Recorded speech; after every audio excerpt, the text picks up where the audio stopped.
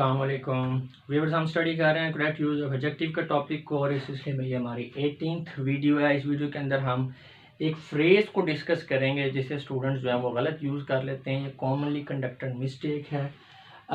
Phrase है जी our mutual friend, ये गलत है। Correct expression is our common friend. आपने म्यूचुअल फ्रेंड को नहीं लिखना, जहाँ भी इस तरह का कोई चीज़ आ जाए तो वहाँ पे आप आर कॉमन फ्रेंड लिखेंगे। जैसे कि सेंटेंस में देखें, they met at the office of a common friend. वो एक कॉमन फ्रेंड यानी दो बंदे हैं, दोनों का एक ही दोस्त है, तो उसके साथ मिले हैं उसके ऑफिस में, तो कॉमन फ्रेंड आएगा, म्यूचुअल फ्रेंड नहीं आएगा, not mutual friend. Such type of error is called as error of expression. जी, एरर ऑफ एक्सप्रेशन कहते हैं इस तरह गलती को।